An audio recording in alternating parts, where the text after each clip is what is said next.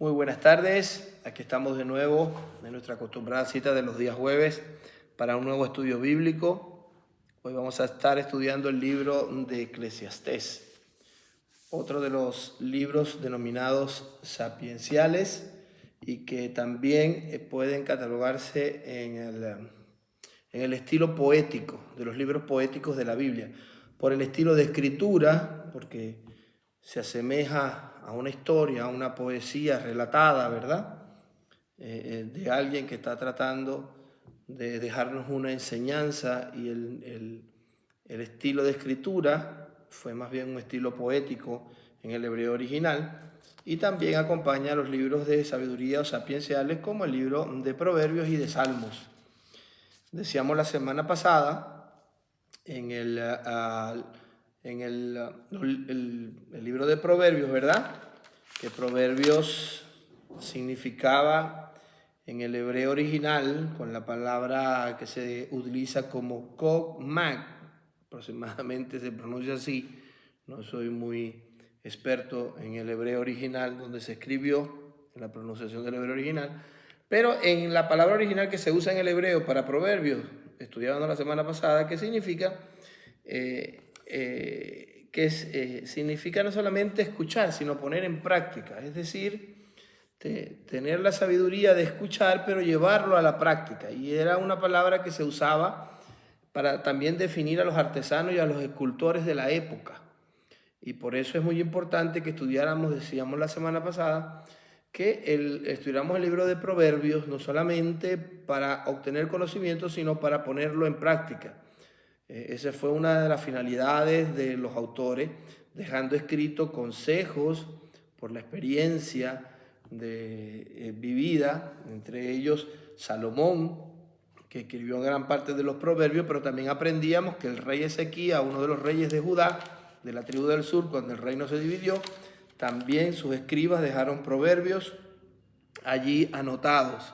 También hay dos proverbios finales que nos invitan a la práctica y a seguir los consejos, que son el 30, que lo escribió Agur, un lector modelo, por así decirlo, del libro de Proverbios, y un rey llamado Lemuel, que aparentemente no era del reino de Israel o era israelita, pero que también por su sabiduría y por mantenerse firme en los consejos de su madre, fue agregado como nota final en el último capítulo, en el capítulo 31, y nos deja también una enseñanza.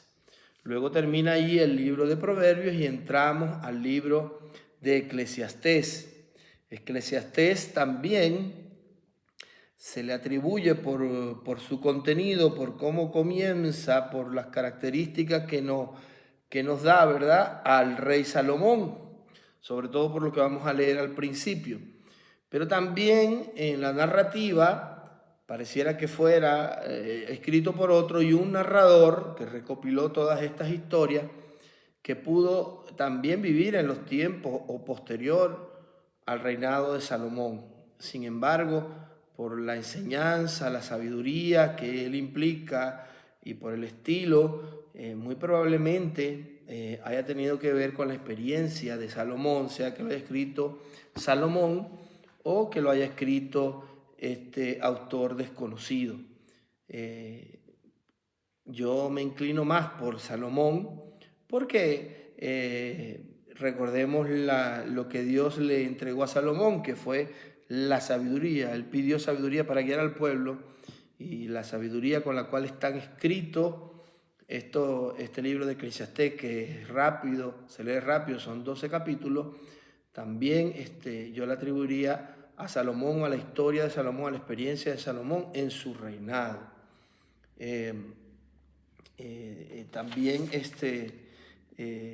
vamos a ver este libro como una enseñanza completa, donde nos va a ser como pasear por diferentes características de lo que nosotros podemos experimentar a diario en nuestro caminar por esta tierra, y lo que el libro nos enseña, que representa, y a qué cosas debemos valorar más o prestar atención. Entonces el libro comienza, ¿verdad?, en el capítulo 1, se los voy a leer, dice: palabras del predicador, hijo de David, rey en Jerusalén. Por eso se le atribuye a Salomón, muy probablemente porque se está identificando como un hijo de David, rey de Jerusalén. Quien reinó inmediatamente después de la muerte de David fue el rey Salomón. También hay algunas conjeturas de que puede haber sido un hombre sabio que vivió en los tiempos de Salomón, que se consideraba hijo de David porque era de esa tribu de donde provenía David. Y sin embargo, la autoría, muchos concuerdan que sigue siendo de Salomón por las características y la sabiduría que se maneja en ese libro. Sin embargo, lo importante aquí es que podamos tener una guía para analizarlo, para estudiarlo, que es lo que buscamos. No buscamos dar una explicación ni leer el libro, como se lo he dicho en algunas otras oportunidades, sino tratar de tener una guía para leerlo y para poder entenderlo. Muchas de las cosas a veces que comenzamos a leer sin dirección son para nosotros indescifrables en algunas maneras porque no entendemos el contexto histórico. Por eso son importantes estos estudios bíblicos, porque te estamos diciendo en qué época fue escrito, probablemente quién lo escribió y en qué dirección o con qué objetivo lo escribió para dejar para la posteridad, y se añade al canon bíblico, el cual no se contradice, como lo hemos dicho en otras oportunidades, desde el Génesis hasta el Apocalipsis. Y en cada libro podemos ver reflejada la figura de Jesucristo allí, implícito, presente en cada libro. Y en este no escapa, porque vamos a estudiar que en la obediencia a Dios, una de las características de Jesús es que está el verdadero tesoro para tener durante nuestra vida en esta tierra. Entonces, lo primero que hace el autor es identificarse. Dice voy a leérselo, palabras del predicador, ¿verdad? Hijo de David, rey de Jerusalén. Y él comienza diciendo: vanidad de vanidades, dijo el predicador, vanidad de vanidades, todo es vanidad. Se traduce esta palabra vanidad del hebreo original porque es la que nos da un significado en nuestra lengua. Mas, sin embargo, la palabra que se usó, ¿verdad? En el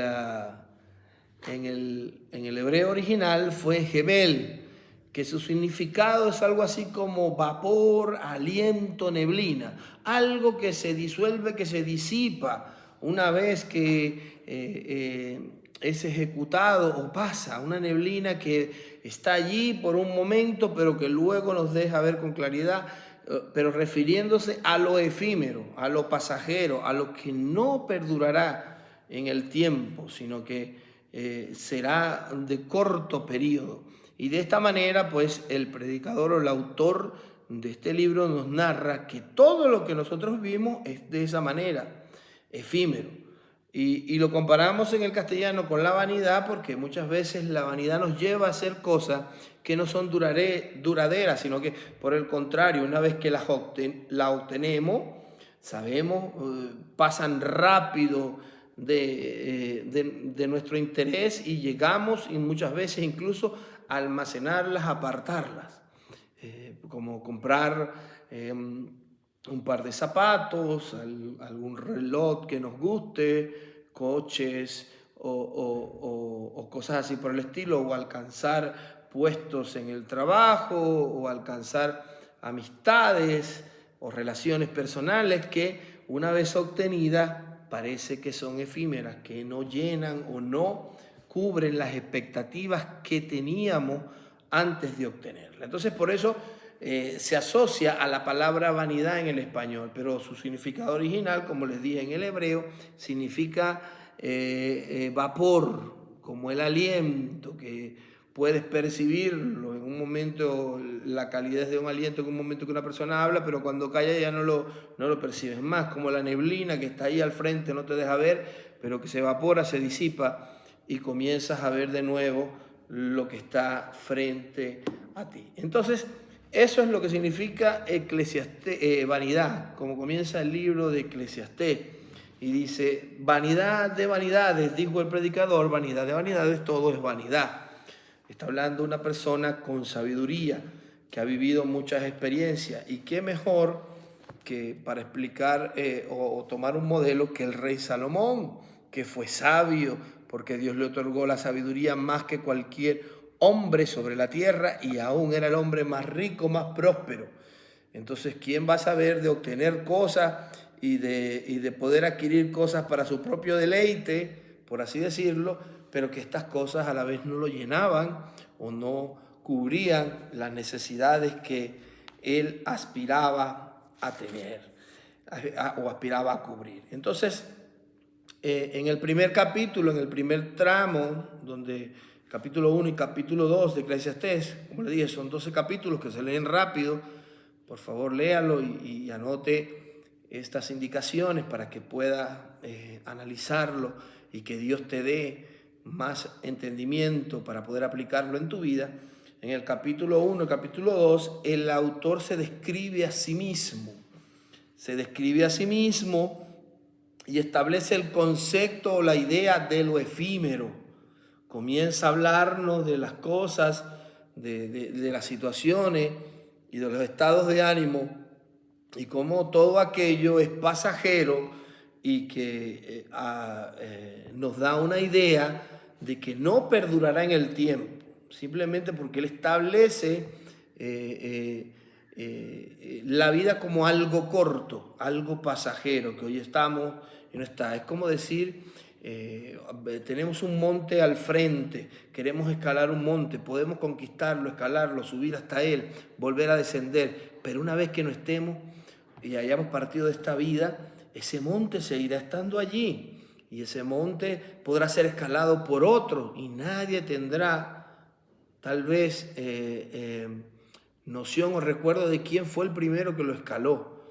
Entonces, realmente lo perdurable es el monte que está allí, y nuestra vida es pasajera, es efímera, y muchas veces tomamos esa acción como algo que puede traer un desenlace o una consecuencia más perdurable en nosotros, cuando no es así. Tenemos un periodo muy corto para vivir en esta tierra comparado con la existencia de todo lo creado. Es decir, apenas nosotros somos unos recién llegados a este mundo comparado con todo lo que fue creado antes de nosotros. Luego, el segundo contexto que nos da, ¿verdad?, en el capítulo 2 también, y parte del 3, es la búsqueda del sentido de lo que hacemos. O sea, cómo nos movemos y hacemos cosas, cómo buscamos el placer, la riqueza, el trabajo, la sabiduría y algunas fuentes de satisfacción. Y eso también lo lleva a concluir al autor que esto también es efímero y que muchas veces invertimos mucha parte de nuestro tiempo para alcanzar estas cosas, para alcanzar los placeres, para alcanzar la riqueza, para trabajar muchas veces en demasía, exponiendo nuestra propia vida, nuestra propia salud, y también la búsqueda de la sabiduría. Esto puede atribuirse a escuchar noticias, a leer, a estudiar, pero sin embargo, al final, cada vez que obtenemos algún tipo de satisfacción, inmediatamente vamos a buscar otra y otra más. Y eso genera lo que en el contexto del libro nos quiere explicar, que todo lo que hacemos realmente es efímero. Podemos decir, bueno, yo soy una persona que estudió 20 años de su carrera, 20 años de su vida, pero si vas y te comparas con una persona que no estudió como tú, vas a ver que envejecieron casi en la misma dirección. Y aunque para alguien la sabiduría que obtuvo tuvo un valor, para otro puede ser que los placeres que consiguió también tienen un valor similar al objetivo que tú te trazaste o a lo que tú conseguiste. Pero sin embargo el libro nos lleva al contexto de decir, todo es efímero, todo es vanidad. ¿De qué le vale a uno restringir algo para obtener esto y al otro restringir aquello para obtener esto otro? Si a la larga muchos estamos buscando reflejarnos en la felicidad de otro. Es decir, mira, yo veo a aquel que no se quema las pestañas como yo estudiando, pero sin embargo disfruta más la vida que yo. O viceversa, aquel cuando se gradúe va a tener mayores posibilidades que yo, que no estudio. Y siempre vamos a estar entrando en una comparación, pero los dos vamos a llegar a un desenlace que en algún momento tendremos que partir de esta tierra, sea con la sabiduría adquirida o sea con lo que no quisimos estudiar o adquirir. Luego, en una tercera fase, el libro de Eclesiastés, ¿verdad?, nos habla del tiempo. Explora cómo todo tiene su tiempo y cómo la muerte llegará a sabios, a necios, a justos y entendidos. Es decir, es algo inexorable, la muerte es inevitable, llegará en algún momento a cada uno de nosotros. El sabio morirá al igual que el que no es entendido o el necio o el prudente.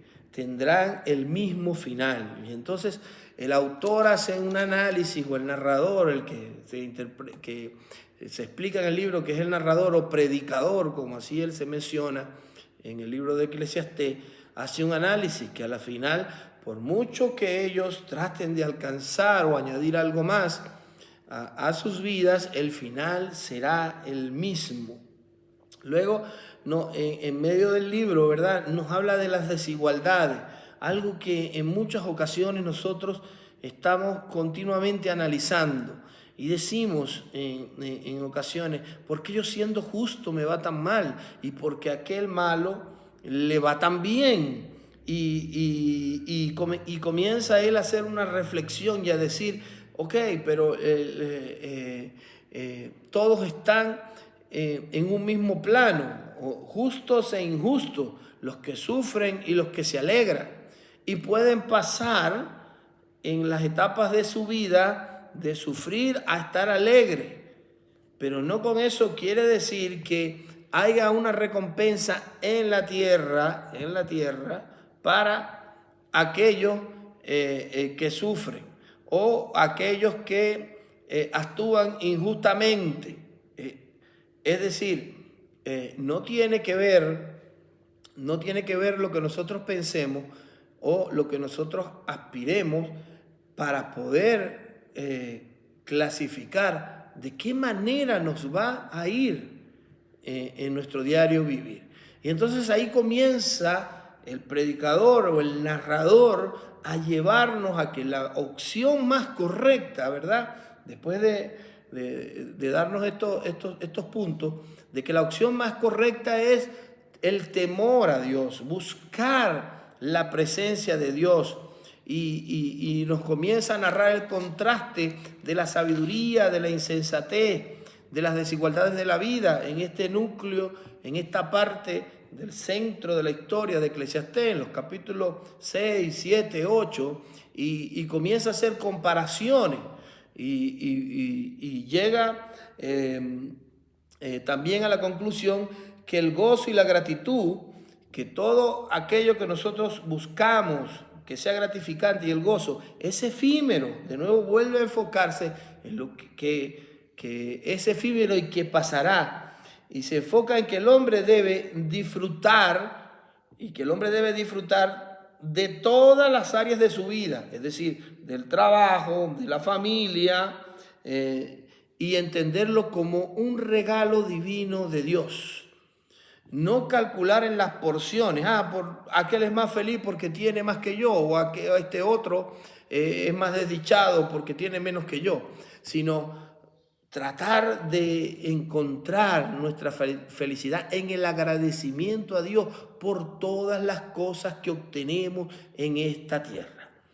Es decir, desde mi punto de vista, yo conozco a muchas personas que tienen mucho dinero que otros quisieran tener, pero no tienen la felicidad que aquellos que no tienen la misma cantidad de dinero. Y viceversa. Hay gente que tiene mucha felicidad, que vive cómodo, que tiene, por así decirlo, estabilidad, un hogar, una familia, pero aspira a tener mucho dinero y quiere o pretende que al estar allí en esa posición que tiene otro, él va a adquirir mayor felicidad. Y el libro aquí nos enseña que la felicidad no depende de eso, sino que nos está induciendo o llevando a que verdaderamente debemos ser agradecidos con Dios por todo lo que tenemos y vivir de una manera aceptando en algunas ocasiones nuestra condición y colocando lo bueno que tiene esa parte. Por ejemplo, no tengo tanto dinero, pero tengo un hogar, tengo una familia. Y ser agradecido por eso y no desagradecido porque pretendemos que nos falta algo para alcanzar la felicidad completa. Entonces, en ese núcleo, como les dije, del capítulo 7, 8, nos habla de esas desigualdades de la vida que muchas veces nosotros nos enfocamos y estamos en continua contradicción, diciendo si yo tuviera, si no tuviera, si aquel tuviera lo que yo tengo o yo tuviera lo que él tiene, y nos enfocamos en lo que comienza el libro a decir: todo es efímero, todo es vanidad. Vive de acuerdo a lo que tienes y sé feliz y agradecido con Dios. Nos enseña esta parte y ahí se vuelca el predicador a llevarnos de nuevo a seguir los mandamientos y a vivir una vida temerosa del Señor. Y en el sexto punto, contexto del libro, ¿verdad? Se enfoca más en el temor a Dios, nuestra relación con Dios como hombres sensatos. Es vivir con el temor a Dios en todo lo que hagamos, seguir sus mandamientos, porque habrá algo inevitable, que es que un día moriremos y estaremos frente a la presencia de Dios y seremos juzgados por Él por todo lo que hicimos. Y entonces quería leerles para finalizar el estudio y para que usted más o menos vaya entrando en el contexto. Es un libro muy corto, son 12 capítulos que se leen muy rápido. Mira, apenas ocupa en mi Biblia unas 5 o 6 hojas aproximadamente, unas 7 hojas, ¿verdad? 7 hojas de la Biblia que se leen rápidamente en una media hora, 40 minutos. Y te invito a que sigas estos consejos. Como te dije, el primero, analizar al predicador o al narrador, que muy probablemente sea Salomón o esté enfocado en la vida de Salomón, como lo dije al principio, y en el segundo tramo de capítulos, que son del 2 al 3, la búsqueda del sentido de las cosas, el tiempo como factor inexorable en nuestra vida, las desigualdades que muchas veces nosotros como cristianos sobre todo comparamos con la gente que no conoce a Cristo, y eso nos lleva muchas veces a frustrarnos como seguidores de Jesús. Y aquí él habla de esas desigualdades y cómo en algún contexto, en algún momento, ¿verdad?, van a estar delante del Señor. El gozo y la gratitud por todo aquello que hemos tenido, así sea poco, y ser agradecidos con Dios por el tiempo que hemos estado en la tierra para disfrutarlo, y luego volvernos a Dios, la última parte de volvernos a Dios y seguir sus mandamientos, entendiendo que la muerte es inevitable y que un día estaremos en su presencia. Y así culmina el predicador, el autor de este libro: un día estaremos en su presencia y seremos juzgados por él.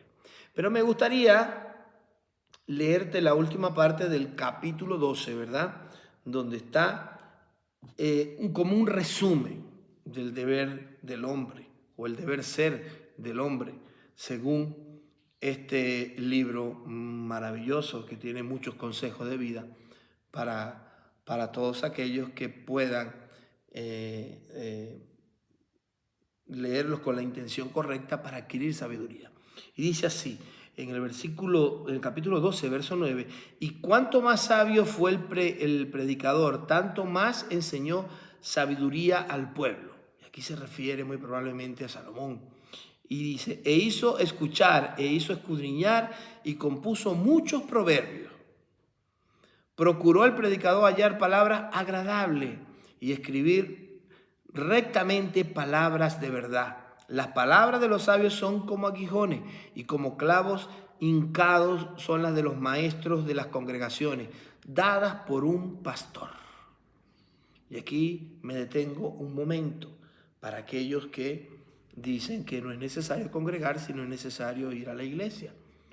Y el autor, el predicador de Eclesiastés dice, las palabras de los sabios son como aguijones y como clavos hincados son las de los maestros de las congregaciones dadas por un pastor.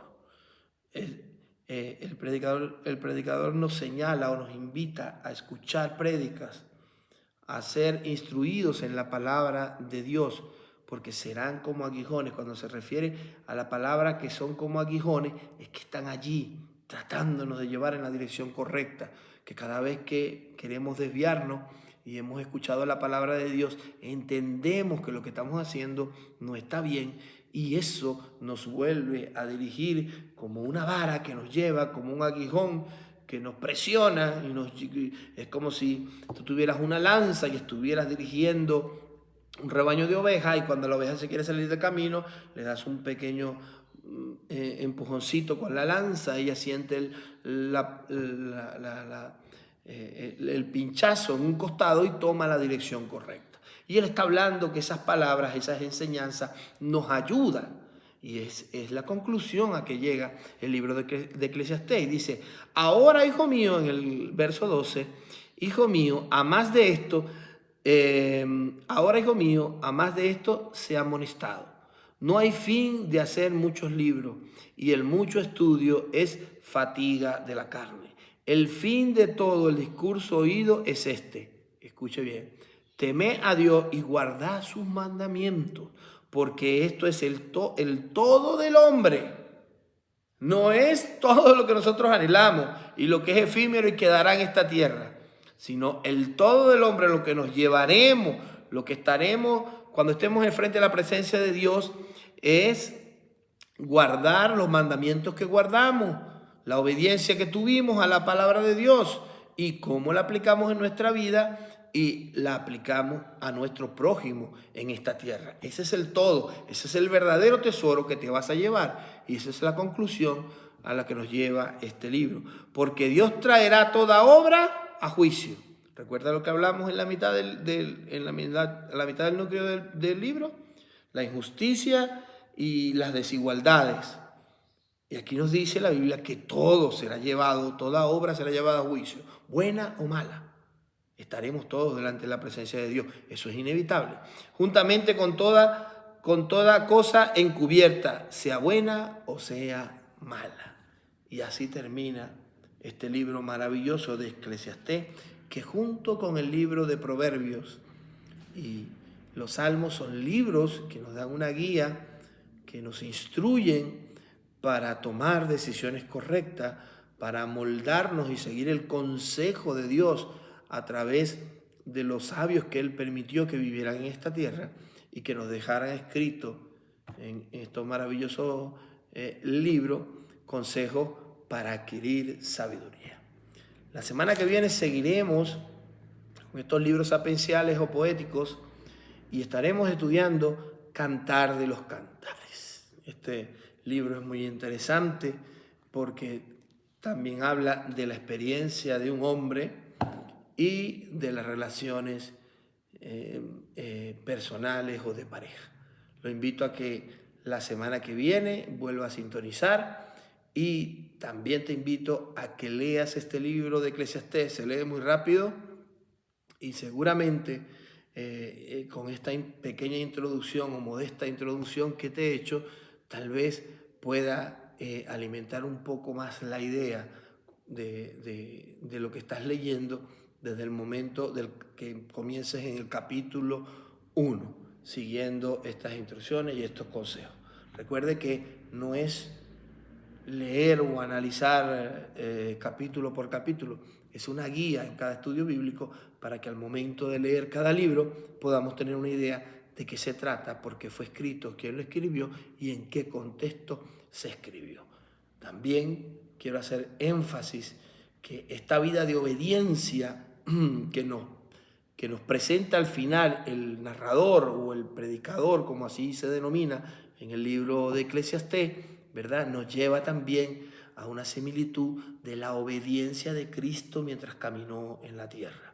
Recuerde que Cristo fue sujeto a toda clase de pasiones, a toda clase de manipulaciones para que entrara en tentación y pecara. Sin embargo, resistió toda y no se halló pecado en él.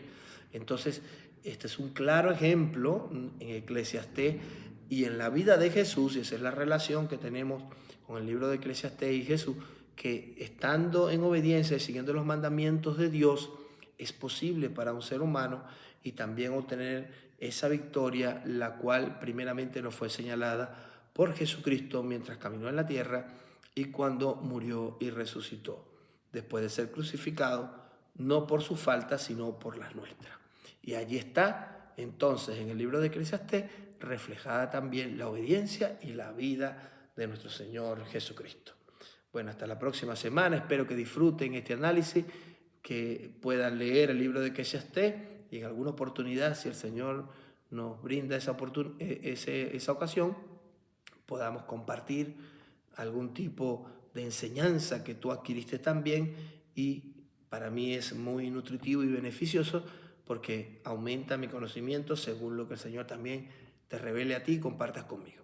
El Señor te bendiga y te guarde y espero que te sea de gran ayuda esta pequeña o pequeño estudio o guía para estudiar el libro de Eclesiastés.